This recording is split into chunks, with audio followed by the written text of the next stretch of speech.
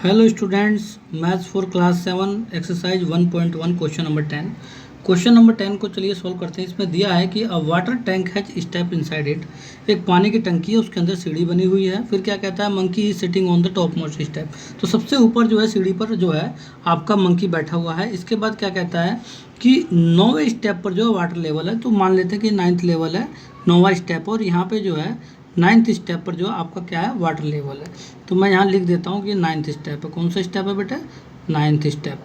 तो अगर ये 9th स्टेप है और यहाँ पे वाटर लेवल है, तो पहले वाले पार्ट में क्या कहता है कि जब वो मंकी 3 स्टेप तो नीचे कूदेगा सीढ़ी पे, और फिर वो अगले ही जंप में वो 2 स्टेप ऊपर कूद जाएगा। तो कितने जंप लगाएगा कि वो पानी के पास पहुँच जाए?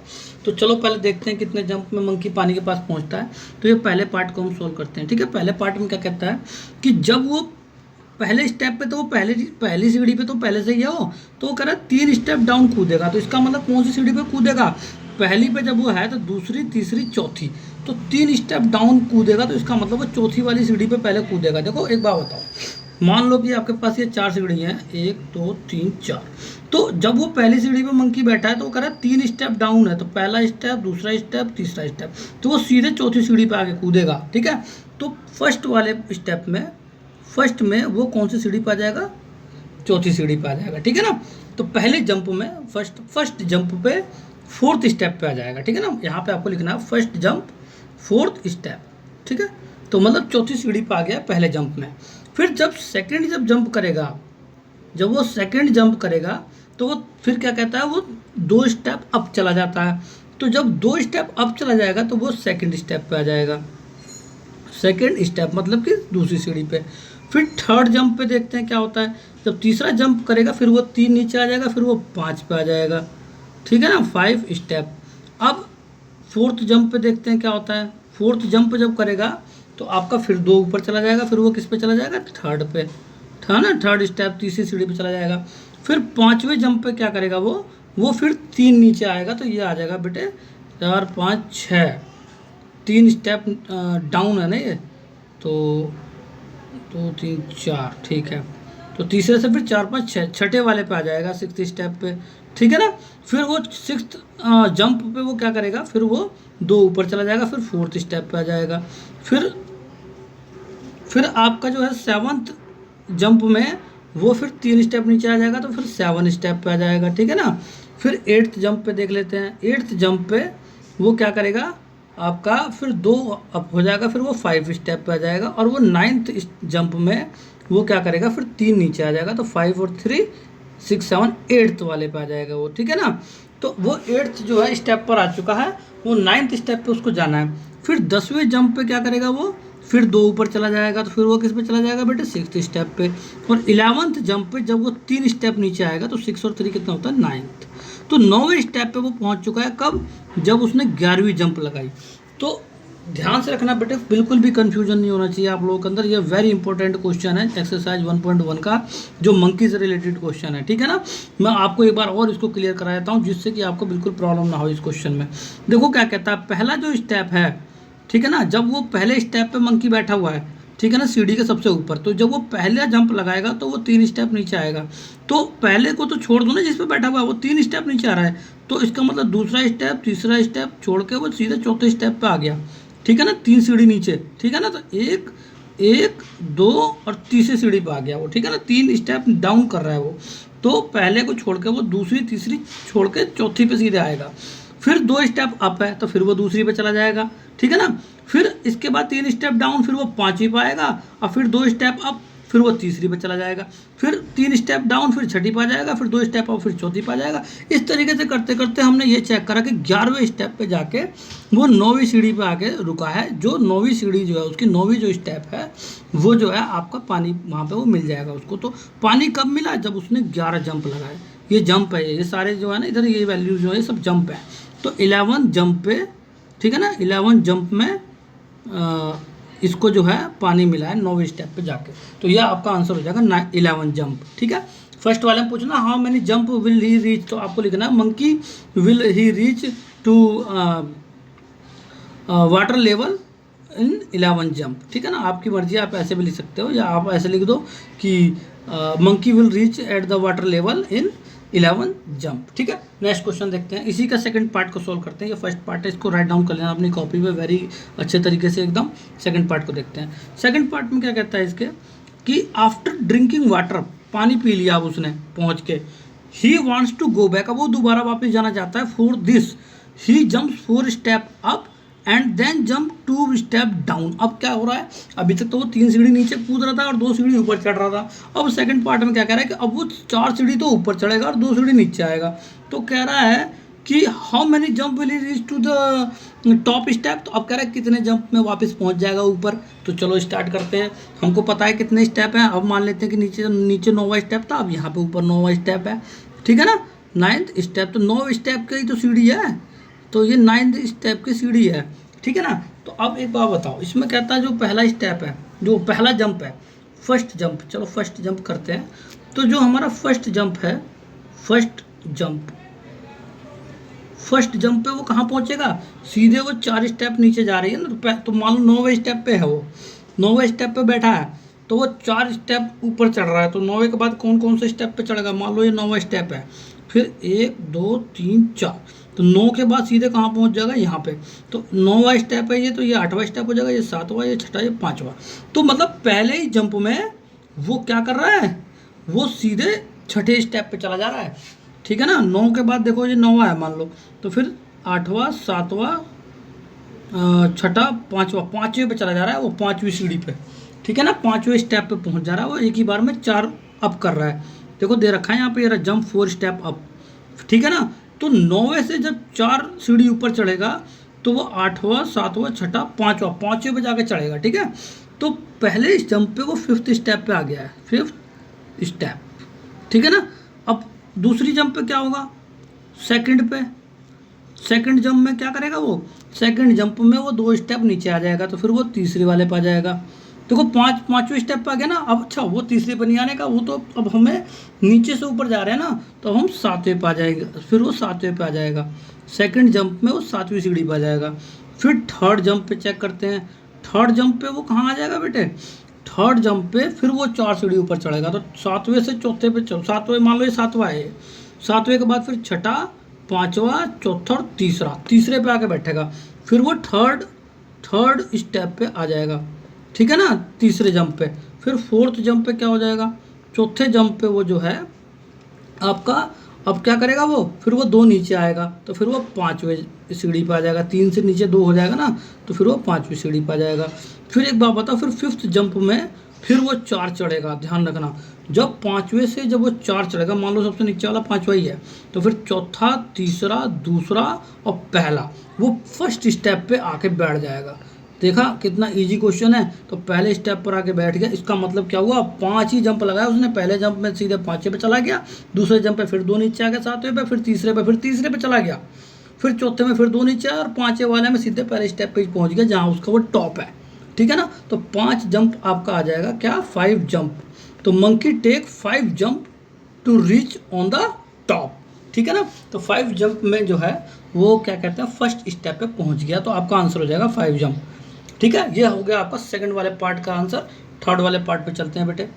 थर्ड वाले पार्ट में क्या कहता है, इसको देख लेते हैं, इसको भी यहीं पे सॉल्व खत्म कर देते हैं। कह रहा if the number of step move down is represented by negative integer. कह रहा है जो वो नीचे की तरफ जब आ रहा है तो उसको हम नेगेटिव नंबर से डिनोट करते हैं, और number of step moved up by positive integer, जब वो ऊपर चढ़ता है तो उसको पॉजिटिव मान लेते हैं। तो क्या कहता है कि move represent his move in part first and second by completing the following. तो ये क्या कहता है, बाय कंप्लीटिंग द फॉलोइंग। तो आपको ये क्या कहता है, ये तो बस उसको वही बता रहा है, जो भी मैंने नंबर्स को लिखे थे, जो नीचे उतर रहा था उसको क्या करोगे आप लोग, निगेटिव में लिख देना, और जो ऊपर चढ़ रहा था उसको पॉजिटिव में लिख देना, और प्लस माइनस करके जो भी आ रहा है डायरेक्ट आंसर आ जाएगा। ठीक है। अगर आपको कोई प्रॉब्लम आती है तो मुझे बता देना, मैं थर्ड पार्ट भी आपका क्लियर करा दूंगा। वेरी इजी है, कुछ भी नहीं करना है। जो भी मैंने नंबर बताए थे, जो भी स्टेप जा रहा था, उस स्टेप को जब नीचे उतर रहा था तो माइनस में ले लेना, और जब चढ़ रहा था तो उसे प्लस में ले लेना। पहले फर्स्ट वाले पार्ट को सोल्व कर लेना, फिर सेकंड वाले को ऐसे ही कर लेना, जो भी आंसर आएगा प्लस माइनस करके बता देना। ठीक है ना। नेक्स्ट क्वेश्चन चलते हैं। आइए, properties of addition and subtraction of integers. तो आप लोग इसके थर्ड पार्ट को सोल्व कर लेना, अगर कोई प्रॉब्लम होती है तो मुझे बता देना, मैं एक वीडियो बना के इसको भी क्लियर करा दूँगा, ठीक है। तो next part, properties of addition and subtraction of integers, इसके बारे में थोड़ा पढ़ लेते हैं। तो देखो एडिशन करना और सब्ट्रैक्शन करना इंटीजर्स का, उसकी प्रॉपर्टीज़ के बारे में हम पढ़ेंगे। मैं इसमें ज़्यादा आपको बताऊंगा नहीं, बस इनके नाम बता दूंगा, ठीक है ना। तो मान लो कि कोई दो इंटीजर्स हैं, ठीक है ना, कोई दो इंटीजर है, चाहे वो इंटीजर का मतलब क्या होता है, इंटीजर में वैल्यू जो है जीरो भी हो सकती है, माइनस की वैल्यू भी हो सकती है कोई सी भी, और प्लस की वैल्यू भी हो सकती है कोई सी भी। तो ये सारे नंबर्स क्या होते हैं, all positive numbers and all negative numbers along with zero is called integers. तो कोई भी नंबर ले लो, पॉजिटिव चाहे नेगेटिव, उन दोनों का सम जो होगा वो इंटीजर ही होगा, ठीक है ना। नेगेटिवों को दोनों को सम कर लो, चाहे पॉजिटिव को कर लो, किसी को भी सम कर लो, इंटीजर ही आएगा, ठीक है ना। तो इसका जो है ये आपका पहली प्रॉपर्टी जो बता रहा है, क्या कहता है ये कहता है क्लोजर अंडर एडिशन, ठीक है। फिर क्लोजर अंडर सब्ट्रैक्शन में भी यही है कि कोई भी दो नंबर को सब्ट्रैक्ट कर दो तब भी आपका इंटीजर ही आना है, ठीक है ना। तो ये सब्ट्रैक्शन के लिए हो जाएगा। फिर क्या कहता है कम्यूटेटिव प्रॉपर्टी के बारे में, देखो ये क्या कहता है कि अगर कोई दो नंबर को मैं ऐड कर दूं तो वो b प्लस ए के बराबर होगा, मतलब a plus b equal to b plus a के बारे में बता रहा है, ठीक है ना। तो कम्यूटेटिव फॉर एडिशन हो गया आपका। फिर क्या कहता है एसोसिएटिव प्रॉपर्टी है। तो ये सारी प्रॉपर्टी ना जब हम क्वेश्चंस को सोल्व करेंगे, ये वाली प्रॉपर्टी एसोसिएटिव प्रॉपर्टी होती है, इसको याद कर लेना कि अगर मैं ए के साथ बी प्लस सी को पहले ऐड करके फिर ए को ऐड कर दूं, या ए प्लस बी को पहले ऐड करके, मतलब ब्रैकेट वाली वैल्यू को पहले ऐड करते हैं, तो ए प्लस बी को पहले ऐड करके बाद में सी के साथ ऐड कर दूँ, वैल्यू बराबर ही आएगी, ठीक है ना। तो ये आपका हो जाएगा बेटे एसोसिएटिव प्रॉपर्टी। तो ये सारी चीज़ें जो है आपको मैं पेपर में जैसे क्वेश्चन पढ़ते रहेंगे वो सारी चीज़ें क्लियर होती चली जाएंगी, ठीक है। फिर कह रहा है एडिटिव आइडेंटिटी। एडिटिव आइडेंटिटी वो होती है, मैं अभी आपको बताता हूँ, आगे बढ़ते हैं थोड़ा सा। ये क्या कहता है कि a plus zero equal to a equal to zero plus a. तो ये एडिटिव आइडेंटिटी की वैल्यू कहने का मतलब ये होता है कि जैसे कि माइनस के 8 प्लस जीरो बराबर माइनस के 8 होता है, तो ये इसकी एडिटिव आइडेंटिटी है, सिंपल है वैसे तो, ठीक है ना। तो हम किसी के साथ अगर जीरो ऐड कर देते हैं तो वही वैल्यू आ जाता है, उसी को उसकी एडिटिव आइडेंटिटी कहते हैं, बाकी कुछ नहीं है। आगे बढ़ते हैं। अब देखो क्या कहता है, अब हम इसके एग्जाम्पल को छोड़कर हम सीधे एक्सरसाइज 1.2 पे चलते हैं, 1.2 को सोल्व करते हैं। कह रहा है write down a pair of integers whose sum is -7। एक बात बताओ, कह रहा है पेयर ऑफ इंटीजर, मतलब कि इंटीजर का पेयर कब होता है, जब दो लोग होते हैं, दो लोग का पेयर बनता है, ठीक है। तो दो नंबर्स हैं उनका पेयर बनेगा, ठीक है। तो कह रहा है write down a pair of integer whose sum is -7। तो देखो कोई दो इंटीजर होने चाहिए और दोनों को अगर मैं सम कर दूं तो उसका आंसर क्या आना चाहिए, -7। तो कौन कौन से नंबर है, कोई से भी हो सकते हैं, कोई ज़रूरी नहीं है कि आपके इस एक्सरसाइज की बुक का आंसर से ही मैच करना है, ऐसा कुछ नहीं है। आपको कोई भी दो नंबर लिख लो, बस उन दोनों का सम -7 के बराबर होना चाहिए। तो चलो, क्योंकि उसने बताया तो है नहीं कि तुम्हें पॉजिटिव इंटीजर लेना है या निगेटिव लेना है, तो कोई भी दो नंबर ले लो। तो देखो मैं एक काम करता हूँ, पहले वाले को मर्जी है मेरी, तो मैंने मान लिया पहले को इसको मैंने मान लिया -7 बता रहा है ना, तो इसको मैंने मान लिया -10, इसको मान लिया +3, ठीक है ना। तो -10 + 3 बराबर होता है -7, सिंपल है, ठीक है ना। मर्जी है आपकी, आप चाहो तो वैसे मान लो, यहाँ पे पहले +3 लिख लो, बाद में -10 लिख लो ब्रैकेट में, चाहे आपकी मर्जी, आप दूसरे तरीके से कर लो, -4 पहले लिख लो और -3 बाद में लिख लो ब्रैकेट में, ठीक है ना। लेकिन बीच में प्लस रहना चाहिए।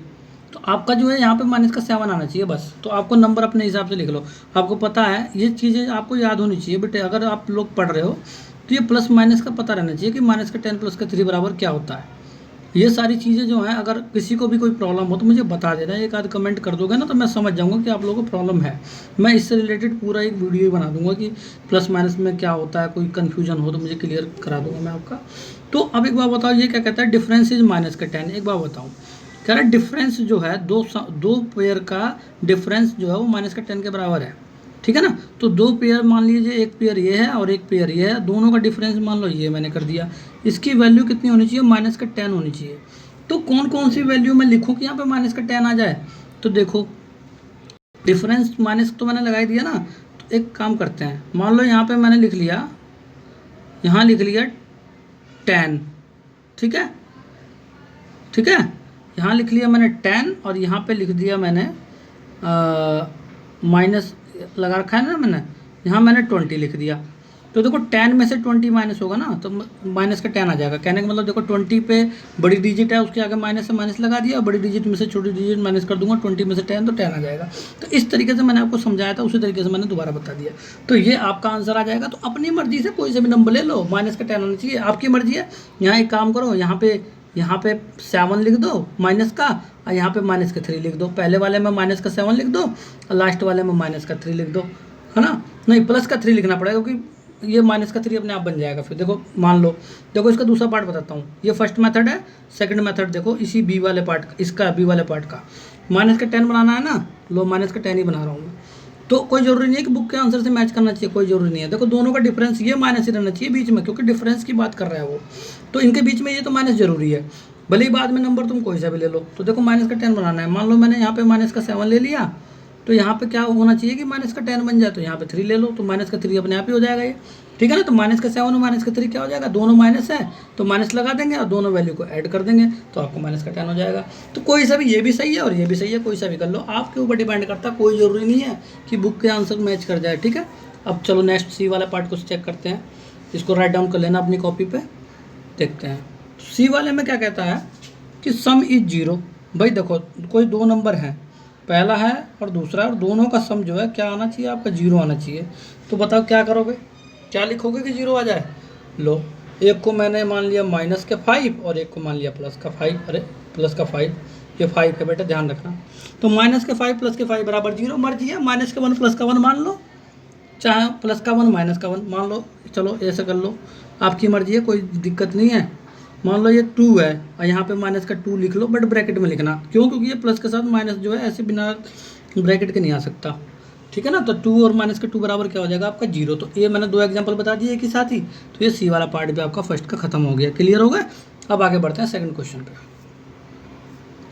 सेकंड वाले का ए पार्ट में कह रहा है कि write a pair of negative integer whose difference gives 8। एक बात बताओ, कह रहा है कि निगेटिव इंटीजर्स का पेयर जो है आपको लिखना है जिसका डिफरेंस क्या होना चाहिए 8, ठीक है। तो मान लो कि एक नंबर यहाँ होगा निगेटिव इंटीजर का और एक नंबर यहाँ होगा, ठीक है ना। और इनका क्या बताना है, जिनका डिफरेंस क्या हो 8 हो, इन दोनों का जो डिफरेंस होगा माइनस करने पे वो आंसर क्या आना चाहिए आपका 8 आना चाहिए। तो एक बार बताओ, निगेटिव इंटीजर होना चाहिए दोनों, मतलब यहाँ पे भी जो वैल्यू लिखेंगे वो भी निगेटिव होना चाहिए, यहाँ पे लिखेंगे वो भी निगेटिव होना चाहिए, इन दोनों का डिफरेंस 8 होना चाहिए प्लस में, ठीक है ना। दे रखा ना गिव्स 8, तो कौन कौन से निगेटिव नंबर लें कि ये 8 हो जाए। तो देखो मैं दिमाग लगाता हूँ, देखो मान लो कि यहाँ पे मैंने यहाँ पे क्या लिख दिया, मैंने दोनों निगेटिव होना चाहिए। मान लो मैंने यहाँ पे माइनस का 3 ले लिया, ठीक है ना। तो ये माइनस का 3 और माइनस क्या हो जाएगा, प्लस का 3 हो जाएगा। तो प्लस का 3 तो ये हो गया, तो अगर मैं यहाँ 5 ले लूँ, ठीक है ना, लेकिन 5 नहीं लेना, ये तो प्लस में हो जाएगा पहला वाला, मुझे ये भी माइनस में चाहिए। तो ये माइनस का 3, अब एक काम करना पड़ेगा, माइनस माइनस प्लस का 3 हो जाएगा। तो मैं क्या लूँ, किस में से 3 माइनस कर दूँ, तो यहाँ पे लेना पड़ेगा माइनस का 11 क्या हो जाएगा, माइनस का 11 प्लस का 3, ओफ गड़बड़ हो गया मामला। एक सेकंड मैं दूसरा देख रहा हूँ, कोई बात नहीं, 8 हो गया, ठीक है ना। मान लो पहला इंटीजर ले लिया, दूसरा इंटीजर ले लिया, दोनों निगेटिव होने चाहिए, कह रहा है कि निगेटिव इंटीजर का पेयर होना चाहिए तभी 8 आना चाहिए। तो एक काम करते हैं, तो माइनस का 1, हाँ ठीक है, देखो बेटा हो गया माइनस का 1 और यहाँ हो जाएगा बेटा माइनस का 9, ठीक है, इसको ब्रैकेट में ले लो। तो देखो माइनस माइनस प्लस का 9 हो जाएगा, प्लस का 9 माइनस का 1 क्या होता है, प्लस का 8 हो गया आंसर, ठीक है ना। आपकी मर्जी है, दूसरा ले लो। एक और क्वेश्चन बताता हूँ, इसी का ही पार्ट बताता हूँ। देखो मान लो 2 नंबर माइनस में लेने हैं, दोनों के बीच में माइनस होना चाहिए और इसकी वैल्यू 8 आनी चाहिए। तो माइनस का 1 है तो मैं ले लेता हूँ यहाँ पे माइनस का 3। तो अगर मैं यहाँ माइनस का 3 ले लूँगा तो जहाँ पे मैंने 2 बढ़ा दिया ना, 1 पे 2 ऐड कर देती है, तो यहाँ 2 माइनस कर देते हैं, यहाँ माइनस का 7 हो जाएगा। माइनस का 7 नहीं, हमें 8 चाहिए ना, तो यहाँ पे होना चाहिए 11, 8 3 11, हाँ ठीक है। तो यहाँ पे माइनस का 11 मान लेते हैं। तो देखो क्या होगा, माइनस का 11 माइनस माइनस प्लस का 11 हो जाएगा, प्लस के 11 में से माइनस का 3 चला जाएगा, 8 आ जाएगा, ठीक है ना। तो आपकी मर्जी है, या तो इन्हें कर लो आप, मतलब क्वेश्चन को आपको बस दिमाग लगाना है खुद ही कि कैसे इनको सोल्व करना है, ठीक है ना। इजी तरीके से मैंने आपको इन सबको सब क्लियर करा दिया है कि मतलब कोई दोनों के दोनों वैल्यू निगेटिव होनी चाहिए। देखो ये वाले भी निगेटिव, पहला इंटीजर और दूसरा इंटीजर भी आपका निगेटिव रहना चाहिए, दोनों निगेटिव रहेंगे और इन दोनों का जो डिफरेंस है, जो माइनस बीच में है ही हमारा, तो वो वैल्यू 8 के बराबर हो जाए इन दोनों को अगर हम सोल्व करें तो, ठीक है ना। ऐसे ही यहाँ पे देखो, यहाँ पे भी मैंने इसको पूरा निगेटिव में ले रखा है, यहाँ पे भी निगेटिव में ले रखा है, बीच में डिफरेंस हो रहा है, तो 8 आना चाहिए, ठीक है। नेक्स्ट क्वेश्चन देखते हैं, थर्ड वाले पार्ट को, इसके बी पार्ट को देखते हैं। तो सेकंड के बी पार्ट पे क्या कहता है इसके बी पार्ट में कहता है write a negative integer and a positive integer whose sum is -5। देखो एक तो निगेटिव इंटीजर चाहिए नेगेटिव में और एक चाहिए पॉजिटिव में, और इन दोनों के बीच में सम होना चाहिए, तो सम लगा दिया मैंने। अब वो वैल्यू क्या आना चाहिए, -5 के बराबर। तो एक बार बताओ, पहला वाला कैसा चाहिए, नेगेटिव, और दूसरा वाला चाहिए पॉजिटिव। तो पहले वाले को नेगेटिव ले लेते हैं, मान लो -9, ठीक है, यहाँ हो जाएगा +4, है ना। तो प्लस लगाने की जरूरत ही नहीं है, 4 ही होगा, ठीक है ना। तो -9 + 4 बराबर क्या हो जाएगा, -5। एकदम एक्यूरेट आंसर बता दिया मैंने आपको, ठीक है ना। पहला नेगेटिव इंटीजर हो गया ये रहा नेगेटिव में, और दूसरा पॉजिटिव है क्योंकि प्लस में है, ठीक है। दोनों का सम मैंने बीच में ये कर रखा है, और ये वैल्यू आ गई आपकी -5 के बराबर, ठीक है। वेरी इजी तरीके से मैंने समझा दिया। ऐसे ही आपके 2-3 क्वेश्चन कर लोगे ना, तो पहले वाला ए वाला भी आपको क्लियर ही हो जाएगा। कोई भी कन्फ्यूजन हो बता देना मुझे कमेंट करके। सी वाले पार्ट को देखते हैं।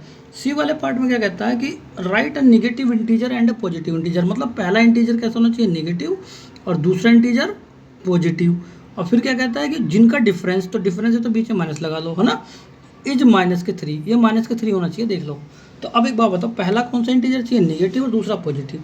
तो मान लो कि -7, ठीक है, हैं, और यहाँ पे मैं क्या लिखूँ कि ये -3 हो जाए। तो यहाँ पे मैं लिख देता हूँ, यहाँ पे पॉजिटिव इंटीजर चाहिए दूसरा वाला, ध्यान रखना। तो 11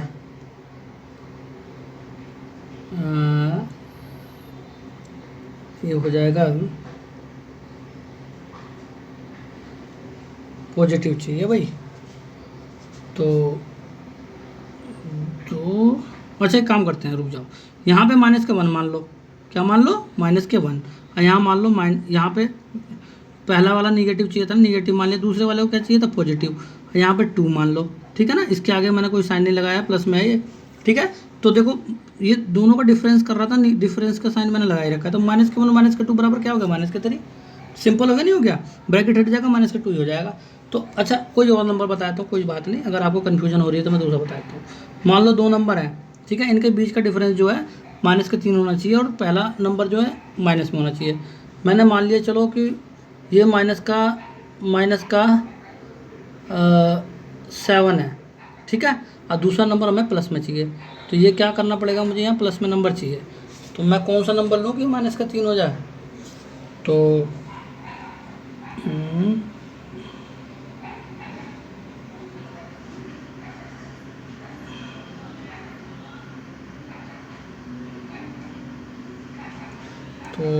यहाँ पे 4, 1 सेकेंड, -7 है, मैंने -7 मान लिया इसको, और मैं इसमें क्या मानूँ, प्लस वाली वैल्यू कि ये -3 हो जाए। प्लस का, यहाँ प्लस की वैल्यू नहीं मान सकता, मैंने पहला ही वैल्यू गलत मान ली, ज़्यादा बड़ी मान ली, दिक्कत हो जाएगी फिर, ठीक है। मैं इसमें प्लस की वैल्यू नहीं मान सकता। फिर एक काम करते हैं, इसको मैं कोई छोटी नंबर मान लेता हूँ ना, मैं इसको -3 मान लेता हूँ, ठीक है। तो ये अगर मैं -3 मान लूँ, तो यहाँ प्लस में कौन सी वैल्यू मानूँ कि -3 हो जाए। तो यहाँ पे प्लस की वैल्यू क्या मान लूँ, 1 ले लूँ, तो -4 हो जाएगा। यहाँ पे मैंने जो है ना, 1 सेकंड रुक जाऊँ भाई, ये यहाँ पे थोड़ी गड़बड़ आ रही है। यहाँ पे जो है ना, पहले वैल्यू को मुझे छोटी लेनी पड़ेगी, ठीक है। माइनस कर लिया मैंने, दूसरी वैल्यू यहाँ पे आ जाएगी। यहाँ पे मान लो कि मैंने यहाँ -3 लाना है ना, तो पहली वैल्यू माइनस की होनी चाहिए। तो पहले तो मैंने बड़ा इजी तरीके से आपको समझा दिया, दूसरे वाले में देखते हैं, कोई और तरीका देख लेते हैं। मान लो कि यहाँ पे मैं प्लस की वैल्यू 5 ले लूँ, ठीक है ना, और तो यहाँ पे -5 हो गया, तो हमें -3 बनाना है। तो यहाँ मैं प्लस का 2 ले लेता हूँ। तो मैं पहले वाले तो मुझे माइनस की वैल्यू लेनी है ना, यही तो गड़बड़ हो रहा है, ठीक है। पहली वाली वैल्यू मुझे माइनस की लेनी है, ये है प्रॉब्लम। तो मुझे अभी एक ही नंबर, चलो एक ही नंबर मैंने समझा दिया, इसी को क्लियर कर लो, कोई बात नहीं, ठीक है ना। तो पहले वाले माइनस में वैल्यू लेनी थी, तो -1 ले लिया, दूसरे में प्लस का लेनी थी, प्लस का 2 ले लिया। तो -1 -2 बराबर -3 हो जाएगा। बिना मतलब में दुनिया भर के क्वेश्चन सॉल्व करने से बढ़िया एक ही है कि आपको एक ही चीज़ अच्छे से समझ में आ जाए, ठीक है ना। तो इसका आंसर ये हो जाएगा सी वाले पार्ट का ये, ठीक है। वेरी अच्छे तरीके से समझा रखा है, कोई प्रॉब्लम वाली बात नहीं है। नेक्स्ट क्वेश्चन नंबर 3 को देख लेते हैं। क्वेश्चन नंबर 3 में क्या कहता है कि इन 3 वाले में क्या कहता है कि in a quiz team a score -40, 10 और 0 and team b score 10, 0, -40 in 3 successive round, which team scored more give, can we say, क्या हम कह सकते हैं कि we can add integers in any order. तो देखो एक बात बताओ, टीम ए ने पहले कितने रन बनाए उसने, पहले तो -40 बनाए, फिर 10 और फिर 0। फिर टीम बी का स्कोर कितना है, पहले 10 है, फिर 0 है और फिर -40 है। ठीक है, फिर क्या कहता है कि विच टीम स्कोर मोर, कौन सी टीम ने ज़्यादा रन बनाए। ठीक है, can we say that we can add integers in any order. तो देखो इंटीजर्स को तुम किसी भी ऑर्डर में वो कर सकते हैं, ऐड कर सकते हैं। ठीक है ना, तो अच्छा कोई बात नहीं। तो देखो एक बात तो बताओ, यहाँ पे एक बार -40 है, यहाँ 10 और 0 है, यहाँ पे भी -40 10 और 0 है, तो इसमें तो पता ही नहीं चल रहा किसने ज़्यादा रन बना दिए। ठीक है, टीम ए ने जब तीनों मैच में जो है, तीनों क्विज में जो ये रन, ये एक तरह से रन है आपके, वो नंबर्स हैं, क्विज चल रहा है ना इनका, तो स्कोर किए हैं, नंबर किए हैं, तो गलत किए होंगे तो माइनस में नंबर आ गए इनके। ठीक है, तो यहाँ से आपकी वैल्यू जो है, इसको चलिए बाद में इसको सोल्व करेंगे। थर्ड वाले को, इसमें वैसे सिंपल सा ही लग रहा है, इसमें तो मुझे लग नहीं रहा कि किसी ने ज़्यादा बनाए हैं। अगर कुछ ऐसा होगा तो मैं बता दूंगा नेक्स्ट वाली वीडियो में। Okay students.